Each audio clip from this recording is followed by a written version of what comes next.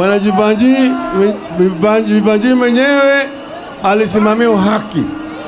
Ndio sababu hapa iliteuliwa kukumbuka yeye. Lakini ng'ambo pale University Way hapo inaitwa Haridhuku Way. Haridhuku Way. Haridhuku walikuwa mpigania uhuru 1926. Pale hapo mnaona hapo kulikuwa na vita kali. Wazungu walipiga Waafrika risasi wakaua watu wengi sana, kwa sababu walikuwa wanaongozwa na Haridhuku ambao walikuwa wanakataa utawala wa kidhuluma na kutoa ushuru hovyo. Hapa ndio vita ya ukombozi ilianza hapo. Nilisikia mwingine Bwana Gachagua akisema ati yeye ni mtoto wa Mau.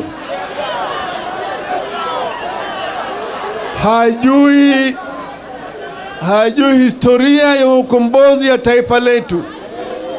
Tunaweza kumweleza kwanza kwa yake Wahinga alitikwa hapa kabla kule Tsavo, akazikwa, akawekwa, akachimba kaburi yake, akaingia ndani, akazikwa kama yako hai. Wewe mengi ilifanyika.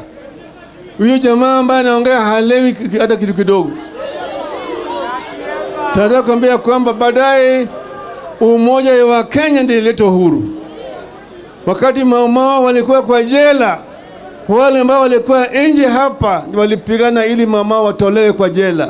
Kuna Gachagua kama baba yako alikuwa kwa jela, alitolewa na wale walikuwa nje, ukiongozwa na Jaramogi Oginga Odinga na Tom Mboya na Masinde Muliro na Julius Kiano na Njoroge Mungai na Raila Soguda. Hao wote walikuwa wanapigania ili wale ambao walikuwa wanadhulumiwa na wabeberu waachiliwe. Walikuwa Wakenya wote, hawakuwa ati huyu ni Kalenjin, ati huyu ni nani hii. Walikuwa ni Wakenya wote.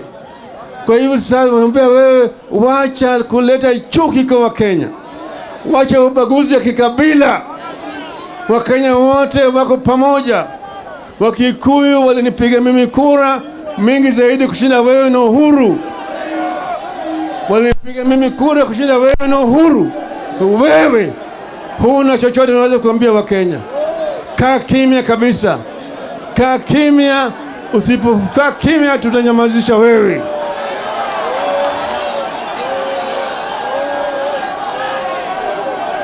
Halo. Vijana hoye. Sasa mimi nataka kualika ndugu yangu